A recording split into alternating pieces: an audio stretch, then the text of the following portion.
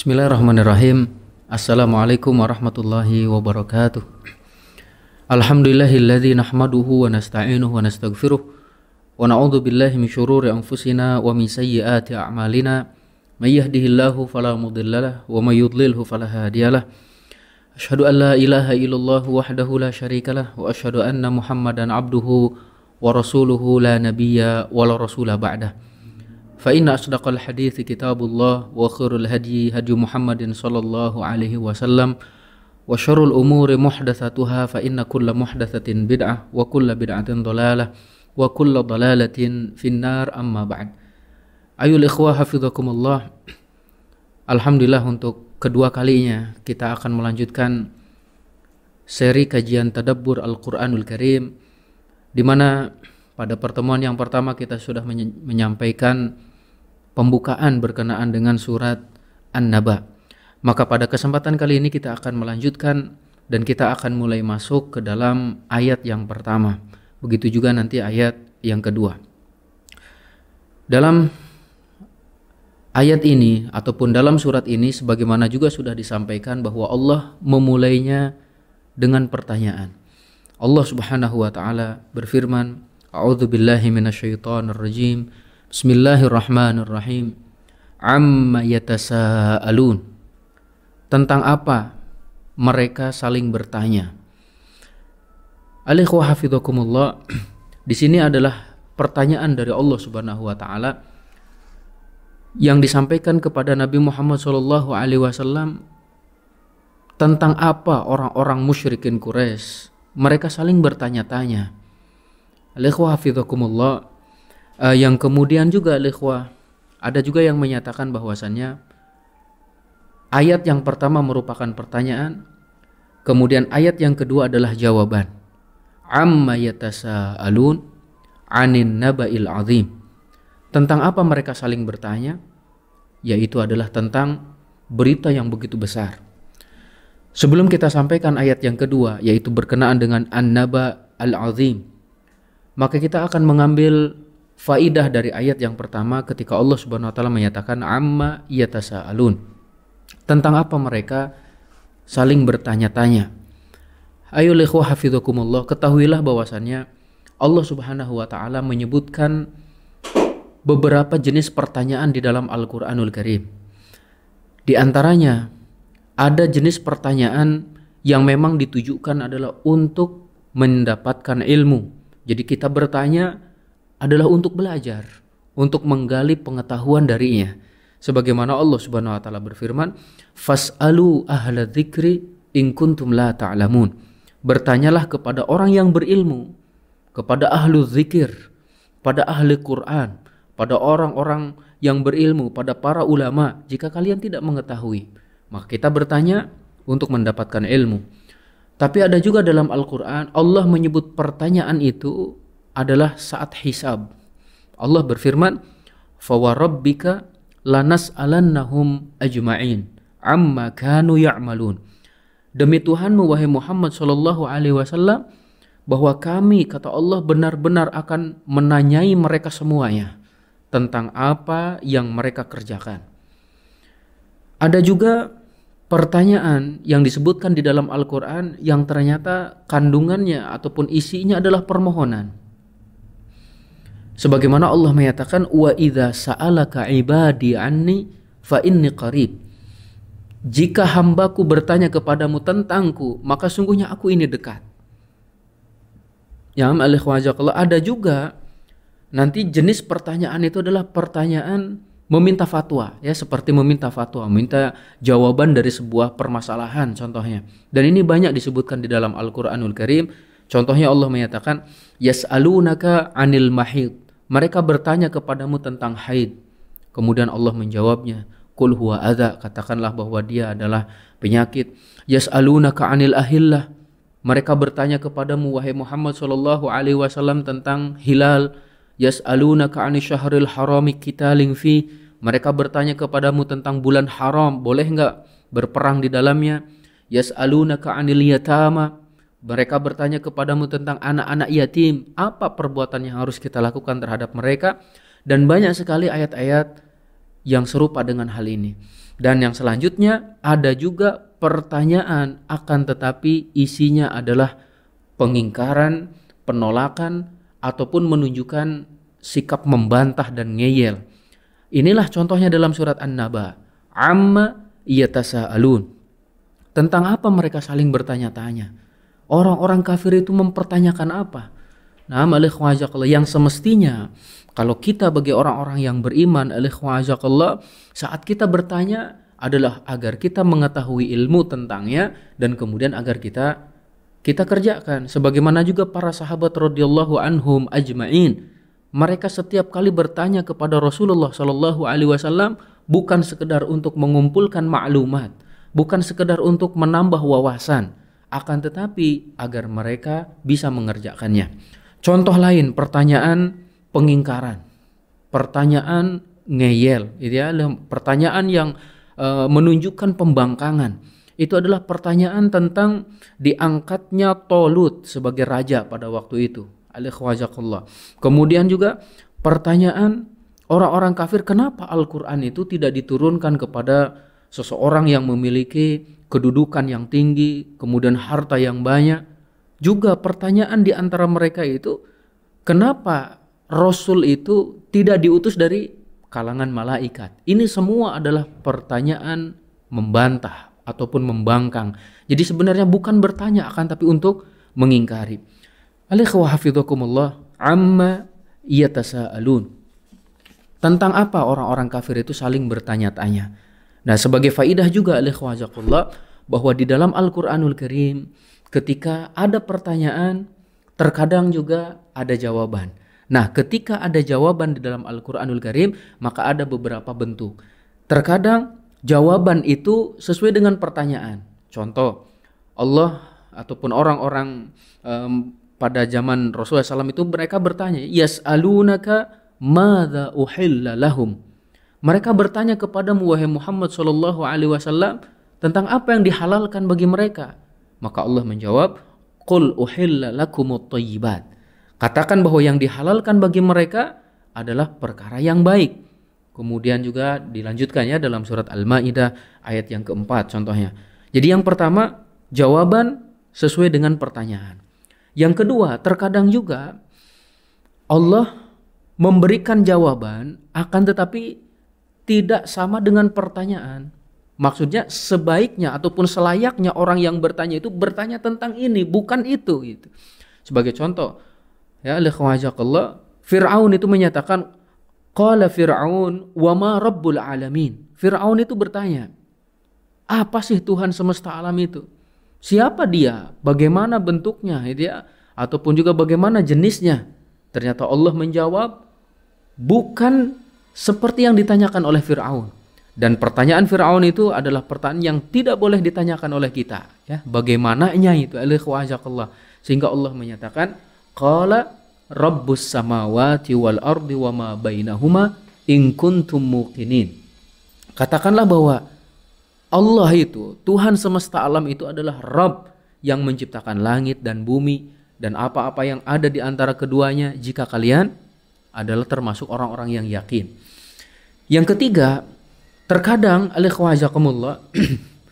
jawaban dari Allah Subhanahu wa taala itu adalah lebih lengkap, lebih banyak dari sekedar pertanyaan.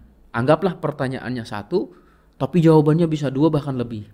Contoh, Allah Subhanahu wa taala berfirman ya di dalam surat Al-An'am contohnya 63-64, Qul may yunajjikum minal barri qul may yunajjikum min dhulumatil barri wal bahr tad'unahu tadarru'an wa khufyah la in anjana min hadhihi lanakunanna minasyakirin.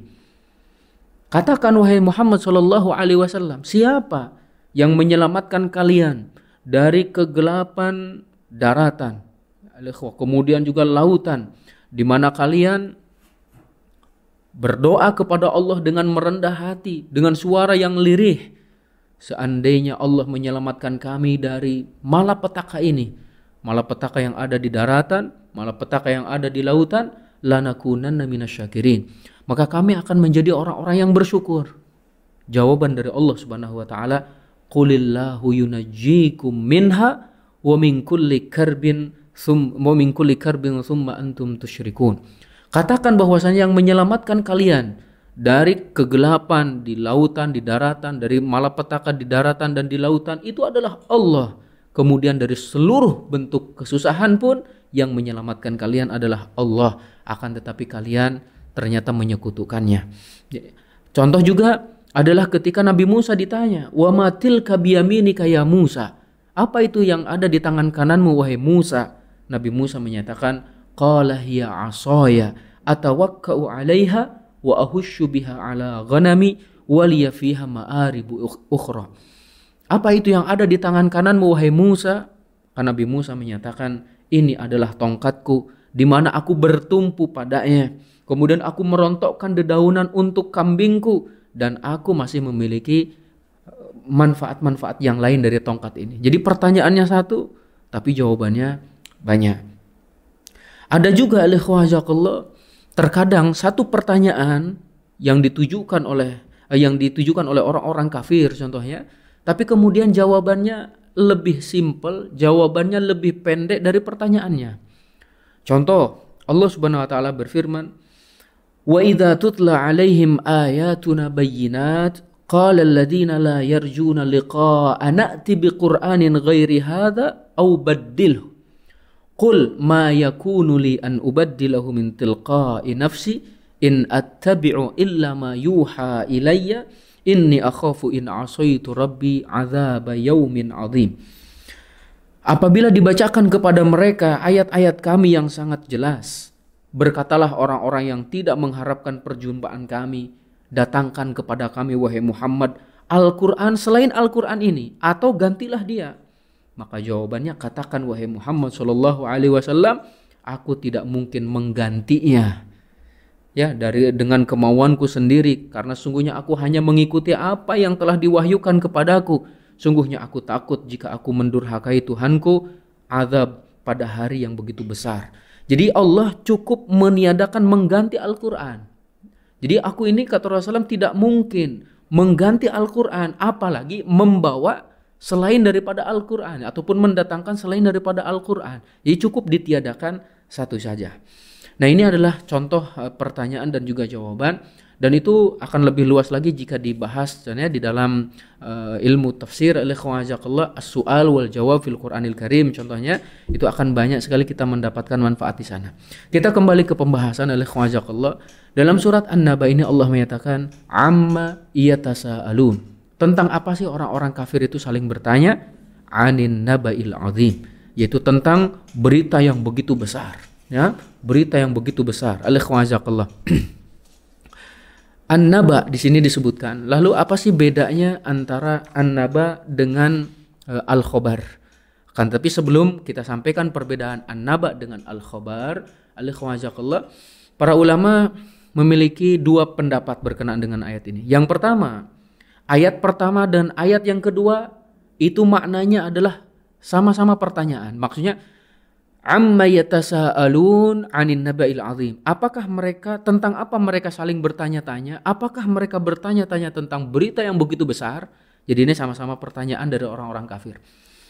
Atau yang kedua, pendapat mereka menyatakan ayat yang pertama adalah pertanyaan, ayat yang kedua adalah jawaban. Amma yatasaalun. Tentang apa mereka saling bertanya? 'Anin naba'il 'azim. Mereka saling bertanya tentang berita yang begitu besar. Nah, hafidhakumullah, tadi perbedaan antara An-Naba dengan Al-Khabar.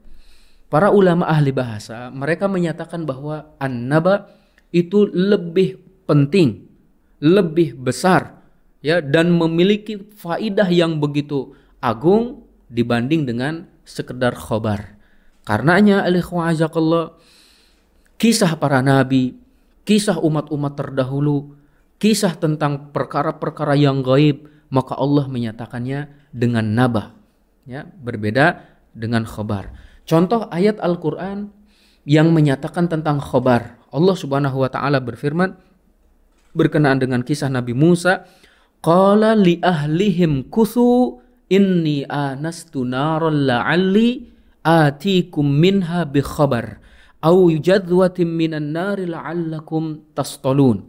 Kata Nabi Musa alaihi salam, diamlah kalian di sini wahai keluargaku, sesungguhnya aku melihat api, ya, melihat api. Mudah-mudahan aku bisa datang kepada kalian darinya dengan membawa berita, bi khobar, dengan membawa berita atau membawa sepercik api yang bisa digunakan untuk menghangatkan badan. Jadi gambaran mudahnya gini, azakumullah. Ketika kita melihat di kegelapan malam ada api yang menyala, maka dari kejauhan kita melihat api tersebut dan terbayang di benak kita bahwa di sekeliling api itu ada suatu kaum yang mereka mengambil manfaat dari api itu. Bisa untuk menghangatkan badan, bisa untuk menjauhkan dari hewan-hewan buas contohnya ya, ataupun manfaat yang lainnya.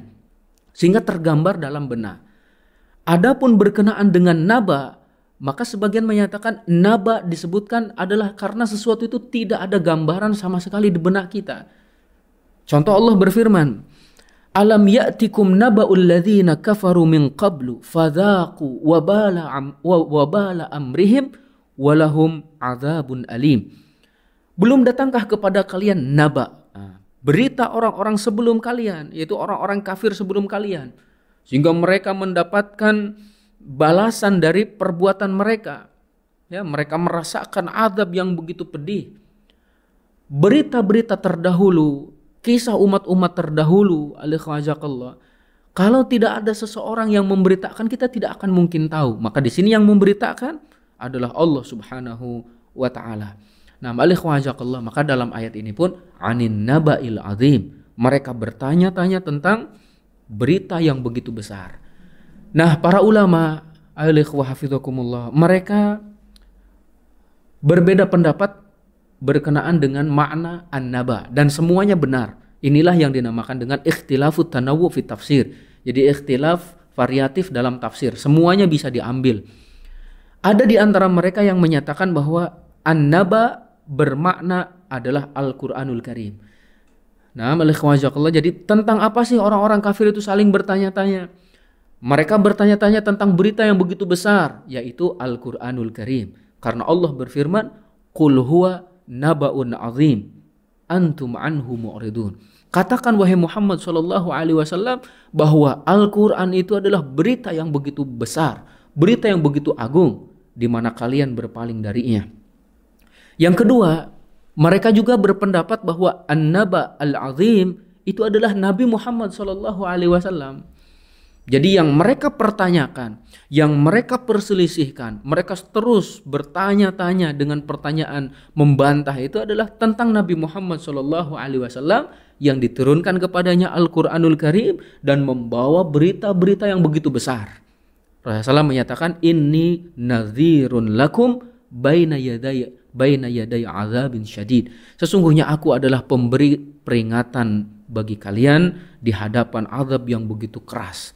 Yang ketiga, para ulama menyatakan bahwa An-Naba Al-Azim itu adalah hari kebangkitan. Ya, hari kebangkitan. Dan ini adalah di antara perkara yang begitu besar yang disampaikan oleh Nabi Muhammad sallallahu alaihi wasallam. Nah, sebagai penutup dalam kesempatan kali ini, maka kita sampaikan ketika Rasulullah SAW pertama kali berdakwah di Mekah, menyampaikan risalah Islam, maka penolakan orang-orang kafir itu bertumpu kepada 4 hal. Ya, bertumpu pada 4 hal. Yang pertama, mereka menolak akan keesaan Allah Subhanahu wa taala. Yang kedua, mereka menolak akan keyakinan terhadap hari kiamat. Jadi mereka menolak datangnya hari kiamat. Dan yang ketiga, mereka pun menolak kenabian Rasulullah Muhammad SAW. Dan yang keempat, mereka menolak dan tidak mau menerima Al-Quranul Karim. Dan ternyata semuanya adalah An-Naba'ul Azim. Semuanya adalah berita yang begitu besar. Mudah-mudahan ada manfaatnya. Yang benar tentu datang dari Allah Subhanahu wa taala, yang keliru dari saya dan dari syaitan. Saya bertobat pada Allah Subhanahu wa taala. Subhanakallahumma bihamdika asyhadu an la ilaha illa anta astaghfiruka wa atubu ilaik. Assalamualaikum warahmatullahi wabarakatuh.